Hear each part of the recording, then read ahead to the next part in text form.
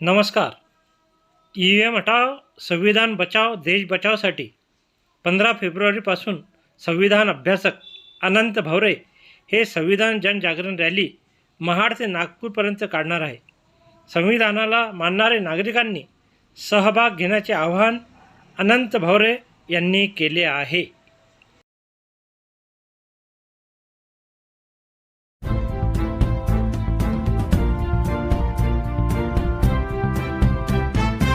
सामान्य भारतीय नागरिकांनो, सप्रेम नमस्कार, सप्रेम जय भीम, सत श्री अकाल, अस्सलाम वालेकुम, जय जिनेंद्र. आज या व्हिडिओच्या माध्यमातून आम्ही आपल्याशी जवळपास शेवटचा संदेश तुमच्या सद्सत योगबुद्धीपर्यंत पोहोचवण्याचं आम्ही या ठिकाणी आव्हान स्वीकारलेलं आहे.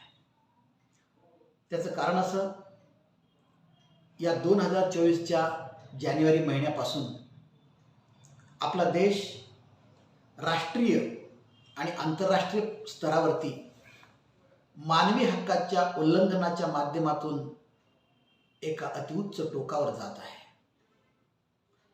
त्याचं कारण या देशामधील संविधानिक मूल्य स्वातंत्र्य, समता, न्याय, बंधुता आणि सार्वभौमत्व ही पाचही लोकशाहीची मूल्य संपण्याच्या दिशेने, नष्ट होण्याच्या दिशेने त्या ठिकाणी जात आहेत.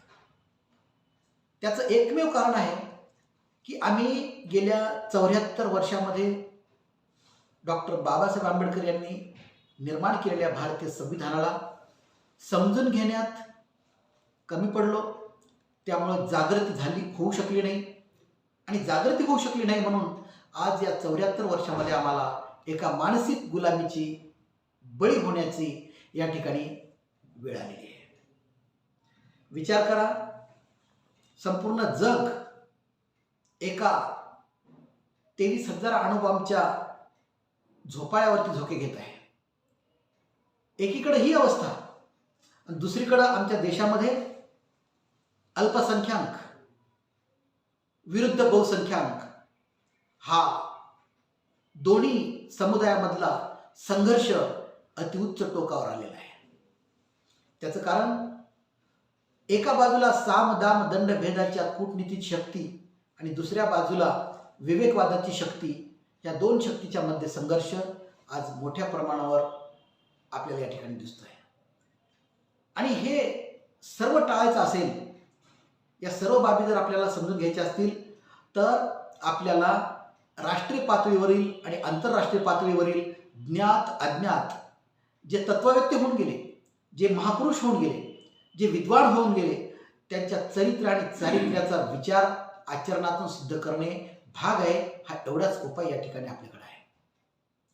ज्या लोकशाहीमध्ये संपूर्ण मानवांचं कल्याण असतं, त्या ठिकाणी वर्णभेद, लिंगभेद, जातीभेद, धर्मभेद, सर्व भेदाच्या भिंती जगाच्या वेशीवर टांगल्या जातात, आणि केवळ मानवतावाद म्हणजे माणूस हीच संकल्पना आविष्कारित होत असते. अशा लोकशाही शासन प्रणालीला दुसऱ्या महायुद्धाच्या अगोदर त्या ठिकाणी काळीमा फासला गेला होता. परंतु जगातील जेवढे काही शासनाचे प्रकार आहेत, शासन सत्तेचे प्रकार आहेत, त्यामध्ये हुकुमशाही, राजेशाही, त्यानंतर पुरोहितशाही, सरंजामशाही, या सगळ्या सत्तेचे जे प्रकार आहेत, या सर्व प्रकार दुसऱ्या महायुद्धापर्यंत अनुभवाने जगाने लाथाडले, आणि पहिलं किंवा दुसरं महायुद्ध रोखू शकले नाही. म्हणून दुसऱ्या महायुद्धानंतर या लोकशाहीला संपूर्ण जगाने स्वीकारलं. असं म्हणण्यापेक्षा बहुतांश देशांनी या लोकशाहीला स्वीकारलं. परंतु या लोकशाहीतील मूल्य आपण जोपासण्यासाठी आपल्याला जे आव्हान केलेलं आहे, त्या आव्हानाला आपण जागृतीतून सिद्ध करण्यामध्ये कमी पडलेलो आहोत. मला सांगा, ज्या सॉक्रेटिसने या लोकशाहीतली स्वातंत्र्य, समता, न्याय आणि बंधुता आणि सार्वभौमत्व टिकविण्यासाठी स्वतःचं बलिदान दिलं, या कूटनीतीच्या विरोधात, सोफिस्टिकेटेड कुसंस्कृतीच्या विरोधात या सॉक्रेटिसनी त्याला शिक्षा मिळाल्यानंतर हॅमलॉक नावाचं विष प्राशन करून आत्महत्या करण्याची त्याला शिक्षा दिली गेली. कशाचं प्रतीक आहे? त्या सॉक्रेटिसनी काय केलं?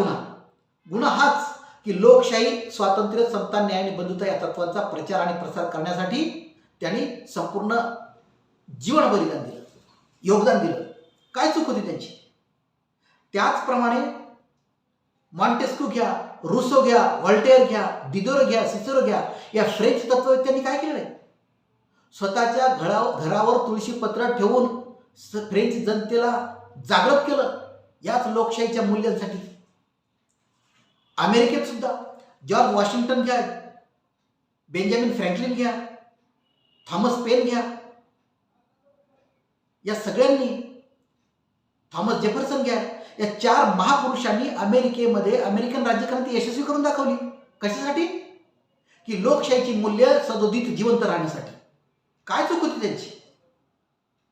आणि आमच्या देशात सुद्धा दुसऱ्या महायुद्धाच्या नंतर देश स्वातंत्र्य होण्याच्या काळात आमच्या स्वातंत्र्य सैनिकांनी जाती धर्माचा विचार न करता केवळ आणि केवळ देशाच्या स्वातंत्र्यासाठी आपलं बलिदान दिलं पूर्ण. आणि या एवढे योगदान देऊन सुद्धा त्याची किंमत आम्हाला नाही 75 वर्षामध्ये. याही पुढे जाऊन डॉक्टर बाबासाहेब आंबेडकरांनी संपूर्ण जीवन हयातीमध्ये संविधानाच्या निर्मितीसाठी सर्वोच्च स्थान दिलं जीवनामध्ये आणि त्याचा प्रयोग आपल्यासमोर करून दाखवला. कशासाठी केला असेल? काय स्वार्थ होता त्यांचा? या जगामध्ये जेवढे तत्ववेत्ते महापुरुष होऊन गेले त्यांनी त्यांच्या घरावर तुळशीपत्र ठेवून त्यांचं त्याग आणि संघर्षातून समर्पण केल्यामुळं आम्ही सुखानं जगतोय. हे माहीत असून सुद्धा आज आम्ही त्या महापुरुषांकडं केवळ आणि केवळ सामदाम दंडभेदाच्या कूटनीतीला दबावाला बळी पडून आम्ही संपूर्ण महापुरुषांना भिंतीवर लटकून ठेवलेले. विचार त्यांचा स्वीकारला नाही, आचरणातून सिद्ध झाला नाही, म्हणून ही आमच्या वेळ आलेली आहे. आणि जर समजा त्यांच्याकडे दुर्लक्ष केलं, त्यांच्या विचाराकडे, त्यांच्या आचाराकडे दुर्लक्ष केलं तर आपल्याला गुलामी ताबडतोब येणारी आहे. कारण क्रांती आणि प्रतिक्रांतीचा जो इतिहास आहे तो प्राचीन जगाचा इतिहास आहे. या जगामध्ये पहिली क्रांती घडली होती ग्रीकमध्ये एरुकागिनाची चळवळ, जी मानवी हक्काची होती. त्या चळवळीपासून ते आजपर्यंत या जगावरती आणि देशामध्ये वेगवेगळ्या प्रकारच्या माध्यमातून मानवी हक्काचे लढे लढले गेले. अल्फ्रेड नोबेलनी या मानवी हक्कासाठी संपूर्ण जीवदान दिले, जीवनाचं समर्पण केले. नोबेल पारितोषिकाचा इतिहास पहा. संपूर्ण 6 विषयामध्ये ज्यांनी काम करेल, मानवी हक्कासाठी जे काम करतील, मानवाच्या कल्याणासाठी जे काम करतील त्यांना नोबेल पुरस्कार प्रदान करण्याचा त्यांच्या मृत्यूनंतरचा हा अजरामर इतिहास आहे. म्हणजे जगामधले आणि आपल्या देशामधले विवेकानंद घ्या, महात्मा फुले घ्या, संत कबीर घ्या, तथागत भगवान बुद्ध घ्या, मोहम्मद पैगंबर घ्या, कुणीही, येशू ख्रिस्त घ्या, ही सगळी मंडळी तत्ववेत्ते महापुरुष एका बाजूला आहेत. आणि त्यांच्या समर्पणामुळं आम्ही आज मोठ्या प्रमाणात दिमाखामध्ये आम्ही आज जीवन जगतो. याचा विचार आम्हाला कधी कळेल? यांना काय केवळ भिंतीवरती फोटोमध्ये लटकवण्यासाठी नाहीये. आणि आमच्या भौतिक गरजा भागल्या, आवश्यक गरजा भागल्या, अतिआवश्यक गरजा भागल्या, चैनीच्या गरजा भागल्या म्हणजे आम्ही सुखी झालो. असा जर तुमचा समज असेल तर तुमच्या एवढं अज्ञान या जगामध्ये कोणी दिसणार नाही.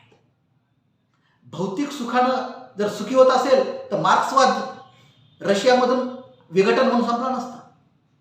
आज रशियन राज्यक्रांती मार्क्सच्या तत्वज्ञानावर झालेली आहे, लेनिननं केली. परंतु ती जर खरोखरच यशस्वी राहिली असती तर आज रशियाचं विघटन झालं नसतं.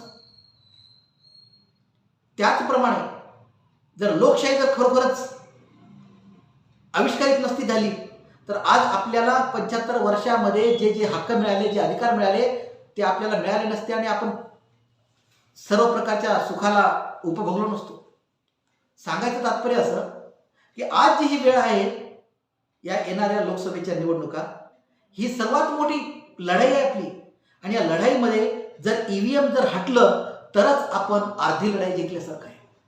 मी असं म्हणणार नाही ईव्हीएम हटलं म्हणजे आमचे सगळे दुःख संपले, अजिबात नाही. पण कमीत कमी ईव्हीएम व्हीव्हीपॅट हटल्याच्या नंतर कमीत कमी आम्हाला ही संधी तरी मिळणार आहे की कमीत कमी मतदानाचा अधिकार मिळणार आहे आम्हाला.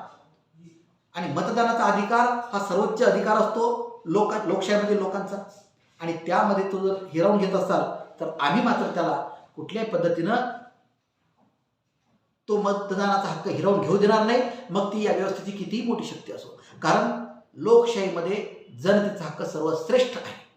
कारण ईव्हीएमच्या आणि व्हीव्हीपॅटच्या विरोधामध्ये संपूर्ण देश, दिल्लीतल्या सुप्रीम कोर्टाच्या वकिलांच्या प्रतिनिधींनी संपूर्ण शक्तीपणाला लावलेली. माझ्यासारखे सर्वसामान्य भारतीय नागरिक देशामधून, महाराष्ट्रामधून मोठ्या प्रमाणावर त्याच्या विरोधामध्ये काम करत आहेत. का करत असतील बरं? काय गरज आहे आम्हाला? त्याचं कारण असं की 5 वर्षातून एकदाच आम्हाला जनतेला ही संधी मिळते या लोकशाहीमध्ये इन्व्हॉल्व्ह होण्याची, आणि ती जर एखादं ईव्हीएम किंवा व्हीव्हीपॅट जर हिरावून घेत असेल तर आम्ही या संविधानातून निर्माण झालेल्या कोणत्याही शक्तीच्या विरोधामध्ये जनजागृती करून, जन आंदोलन करून त्याला विरोध केल्याशिवाय आम्ही राहणार नाही. कारण हा आमचा हक्क आहे, मूलभूत हक्क आहे. आणि लोकशाहीमध्ये लोकांचा विश्वास आणि लोकांचे हक्क साबूत ठेवण्याचं काम हे प्रत्येक व्यवस्थेचं आहे. लोकशाहीच्या या संविधानाच्या माध्यमातून जी व्यवस्था निर्माण झाली, कायदेमंडळ असेल, राज्यसभा लोकसभेचे सदस्य, कार्यकारी मंडळ असेल केंद्र सरकार, न्यायमंडळ असेल सुप्रीम कोर्ट, आणि पत्रकारिता, अदृश्य स्तंभ, त्याचप्रमाणे प्रत्येक राज्यामधला विधिमंडळ असेल, मुख्यमंत्री आणि त्याचं मंत्रिमंडळ असेल, त्याचप्रमाणे राज्यपाल असतील, ही सगळी, राष्ट्रपती असतील, ही सगळी जी व्यवस्था आहे, निवडणूक आयोग असेल, RBI असेल, CBI असेल, त्यानंतर कॅग असेल, ह्या सगळ्या व्यवस्था संविधानातून निर्माण झालेल्या आहेत. आणि यांनी जर घटनात्मक आणि नैतिक कर्तव्याला जर तिलांजली दिलेली असेल तर मग आम्ही कसं गप्प बसायचं? कारण जनतेसाठी व्यवस्था आहे, व्यवस्थेसाठी जनता अजिबात नाही.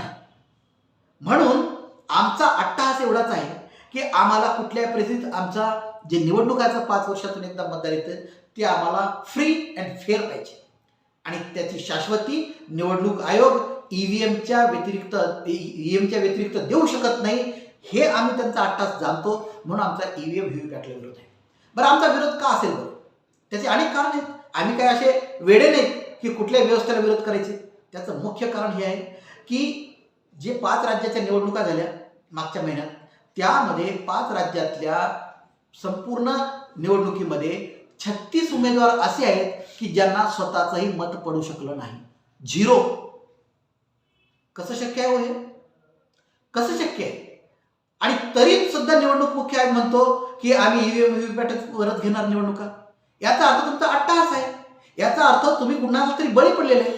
बाबासाहेबांनी 324, 325, 326, 327, 328 आणि 329 नुसार, संविधानाच्या अनुच्छेदानुसार या निवडणूक आयोगाची निर्मिती केलेली आहे. आणि या निवडणूक आयोगालाच काय, संपूर्ण व्यवस्थेला नैतिक अधिकार आहे, नैतिक कर्तव्य आहेत. आणि या नैतिक हक्क आणि कर्तव्यानुसार या ठिकाणी ही व्यवस्था चालली पाहिजे. आणि या व्यवस्था चालल्यामुळं जर तशी नाही चालली तर निश्चितपणे आमचा गळाघोट त्या ठिकाणी होत आहे. म्हणून अभिव्यक्ती स्वातंत्र्याची गळचेपी आम्ही कधी होऊ देणार नाही.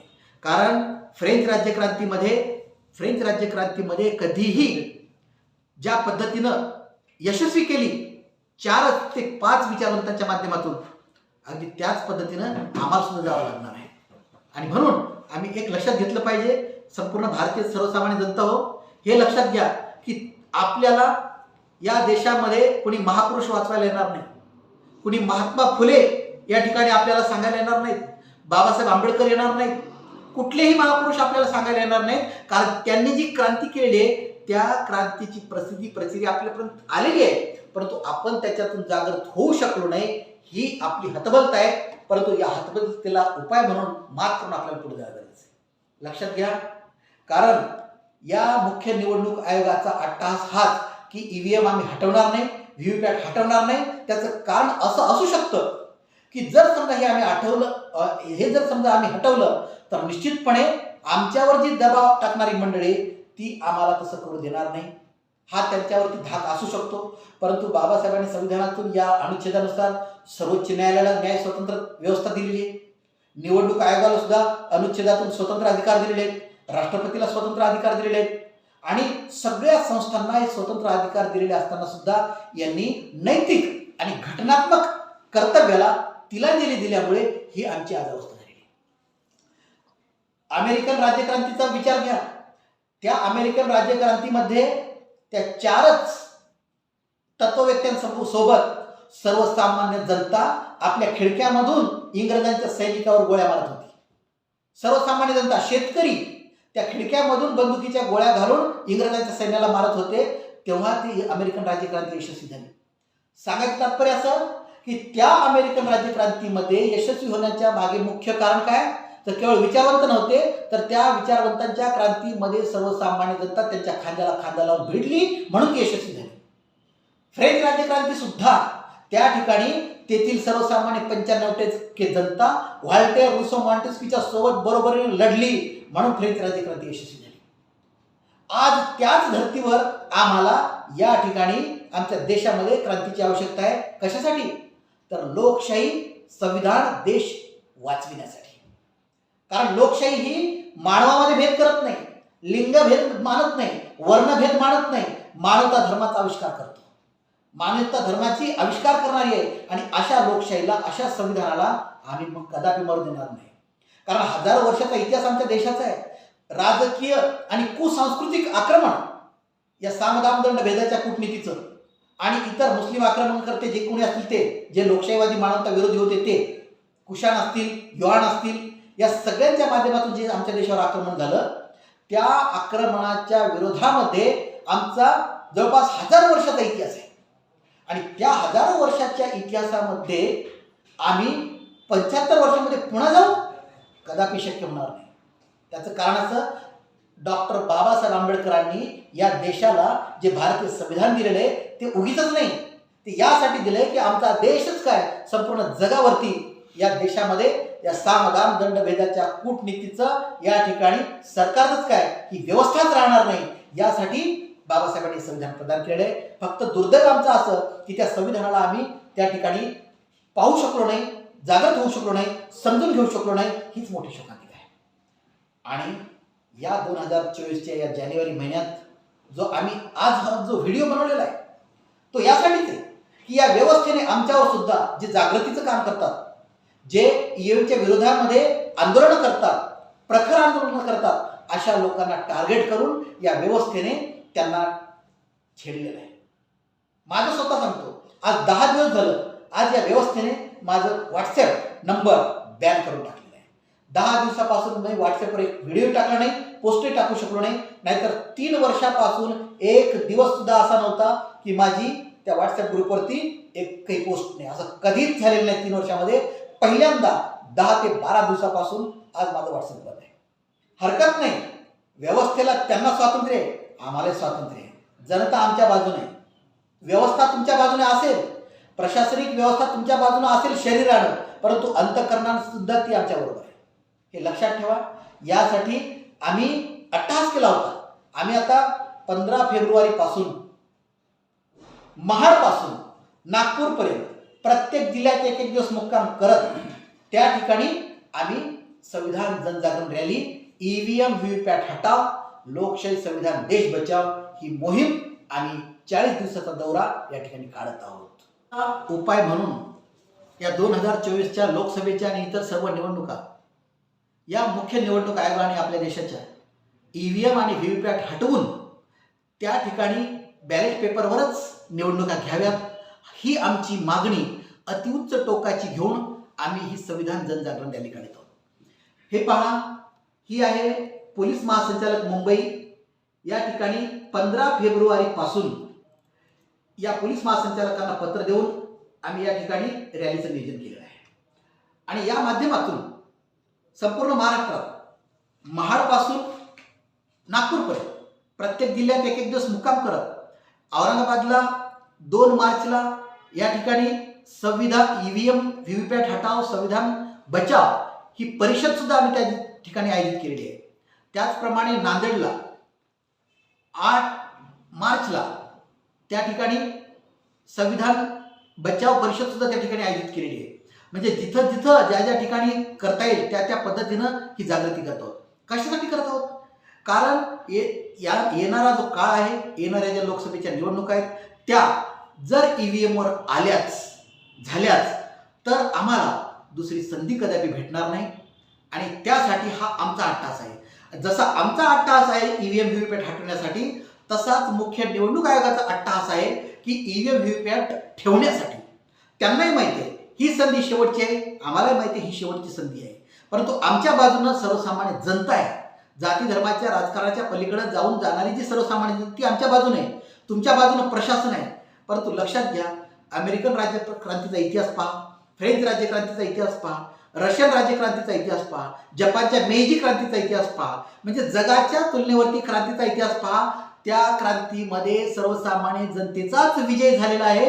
आणि जर प्रशासनाचा विजय झालेला असेल तर त्या ठिकाणी झालेला नाही, तात्पुरत्या काळापुरता झालेला होता, परंतु कायमस्वरूपी जनतेचाच विजय झालेला आहे.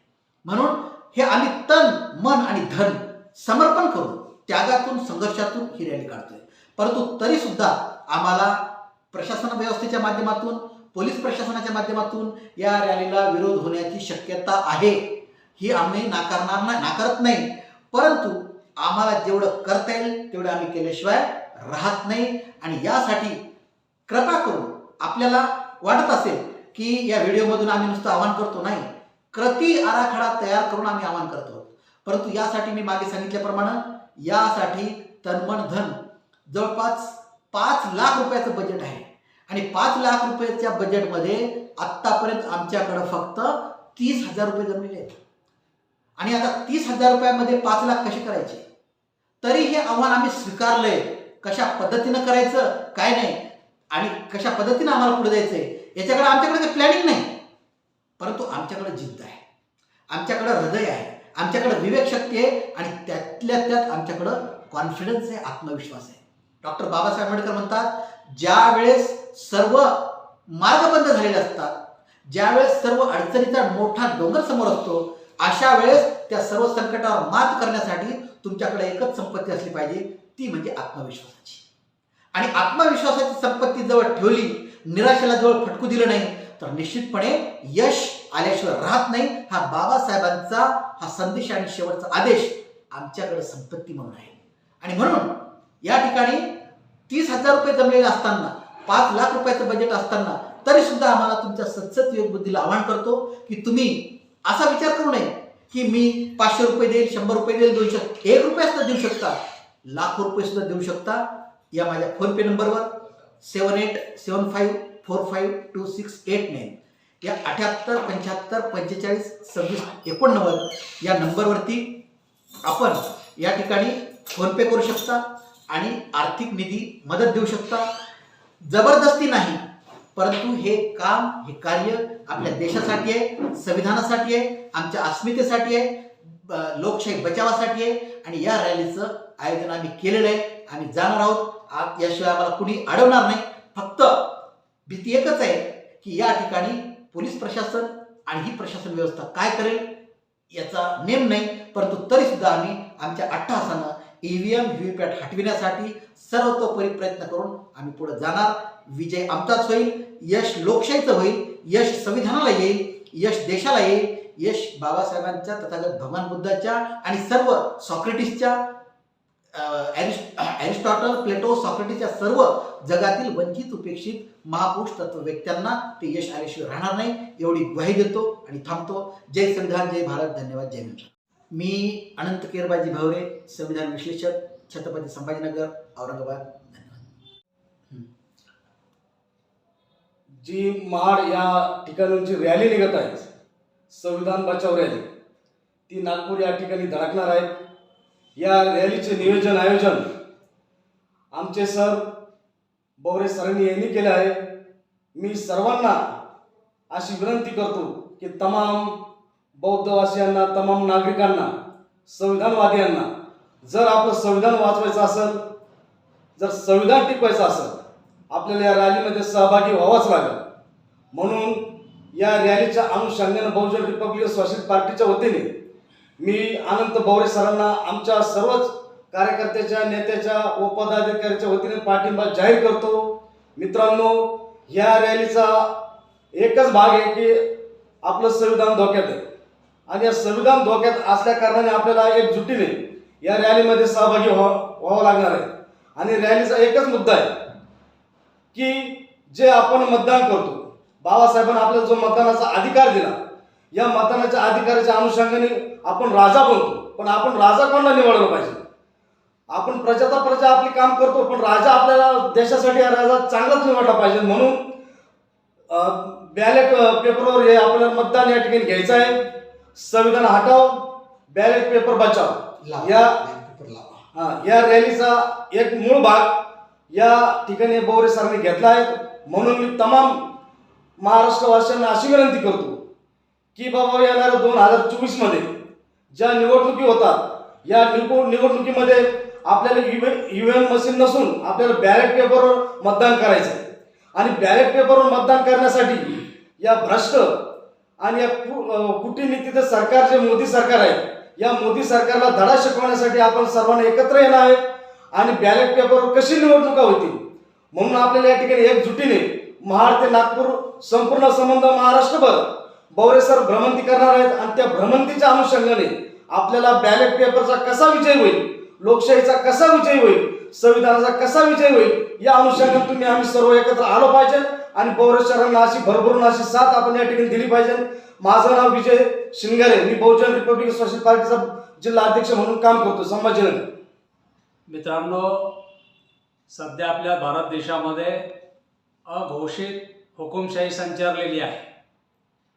आपल्या देशाचे चित्र आज आपल्या समोर सर्वांच्या समोर ज्या पद्धतीने बघितले जाते, तर भारतातील म्हणजे सर्व काही ज्या जबाबदार संस्था आहेत, त्या संस्था सगळ्या संस्था वर्तमान सरकारने स्वतःच्या ताब्यात घेतलेल्या आहेत आणि संविधानिक मूल्याचा ऱ्हास सर्रासपणे होताना आपल्याला दिसत आहे. अशा वेळी अत्यंत संविधानानं दिलेला डॉक्टर बाबासाहेब आंबेडकरांच्या माध्यमातून संविधानानं आपल्याला दिलेला जो मताचा अधिकार आहे, मताचा जो अधिकार आहे, अत्यंत अमूल्य असा मताचा अधिकार आहे, जो या संविधानिक मूल्यामध्ये सर्वात नंबर 1चा आणि अत्यंत महत्त्वाचा अधिकार आहे. आज हा मताचा अधिकार तुमच्या हातनं जातोय, तुमच्या हातनं तो म्हणजे लुटल्या जातोय, त्याला हायजॅक केला जात आहे. तर त्याचं ते कशा पद्धतीने हायजॅक केलं जातं ते आपण बघत आहोत. आपल्या या देशामध्ये सुप्रीम कोर्टाच्या वकिलापासून तर देशाच्या सामान्य नागरिकापर्यंत सर्वात जास्त विरोध इलेक्ट्रॉनिक वोटिंग मशीन आणि व्हीव्हीपॅट हटाव या मोहिमेला होत आहे. जो मिस कॉल दिल्लीच्या आंदोलनकारांनी जो मिस कॉल नंबर जो फॉरवर्ड केला होता, त्यांचा रिपोर्ट असा सांगतोय की या देशाची 90% जनता इलेक्ट्रॉनिक वोटिंग मशीनच्या आणि व्हीव्हीपॅटच्या विरोधात आहे आणि बॅलेट पेपरच्या समर्थनात आहे. तरीही इथलं जे सरकार आहे, इथला जो निवडणूक आयोग आहे, हा निवडणूक आयोग सरकारच्या प्रेशर अंडरटेकिंगमध्ये काम करत आहे. तर आज भारताचे जागरूक नागरिक या नात्याने या देशाला, आपल्या देशाला, देशातील संविधानाला आणि आपल्या मताधिकाराला वाचवण्यासाठी आपल्याला ही आंदोलनामध्ये मोठ्या प्रमाणात सहभागी व्हायचं आहे. की येणाऱ्या 2024च्या लोकसभा इलेक्शनमध्ये की या देशाचं लोकसभेचं इलेक्शन जे आहे ते बॅलेट पेपरवर झालं पाहिजे. हा अत्यंत चिकारीचा आणि अत्यंत महत्त्वाचा लढा तुम्हाला आणि आम्हाला लढायचा आहे. आणि यासाठी येणाऱ्या 15 फेब्रुवारीपासून संपूर्ण महाराष्ट्रात प्रत्येक जिल्ह्यामध्ये या विषयाला धरून आम्ही जनजागृती करत आहोत. आदरणीय भावरे सरांच्या नेतृत्वात पूर्ण महाराष्ट्रामध्ये या रॅलीच्या माध्यमातून संविधानिक जागृती, संविधानिक मूल्याची जागृती, मताधिकाराला कशा पद्धतीने लाथाडल्या जाते, मताधिकार कसा प्रमाणे तुमचा हिसकावून घेतला जातोय, याची जागृती जोपर्यंत सामान्य नागरिकांमध्ये करण्याच्या मानसिक हेतूने, शुद्ध हेतूने या रॅलीचं आयोजन केलं आहे. आणि या रॅलीमध्ये तन मन धनाने या देशातील सर्वच नागरिकांनी, महाराष्ट्रातील सर्वच नागरिकांनी इन्व्हॉल्व्ह व्हावं, सहभागी व्हावं. ज्या ज्या जिल्ह्यामध्ये रॅली येईल त्या जिल्ह्यामध्ये मोठ्या संख्येने उपस्थित राहून या आंदोलनाला जनआंदोलनाचं स्वरूप द्यावं आणि जेणेकरून तिथल्या सरकारला कळेल की या देशाचे नागरिक आता जागृत होत आहेत आणि ते तुम्हाला प्रश्न विचारत आहेत. आमचा जो अधिकार आहे तो की बॅलेट पेपरवर मतदान झालं पाहिजे, या अधिकाराला मान्यता, या अधिकाराला सरकारला झुकवण्याचं काम तुम्हाला आणि आम्हाला करायचं आहे. एवढंच या प्रसंगी बोलतो आणि थांबतो. जय भीम. मी चंद्रमणी गाडेकर, संविधान प्रचारक, जालना. आणि या रॅलीच्या संयोजक टीममध्ये मी आहे, भोरे सरांच्या सोबत आहे.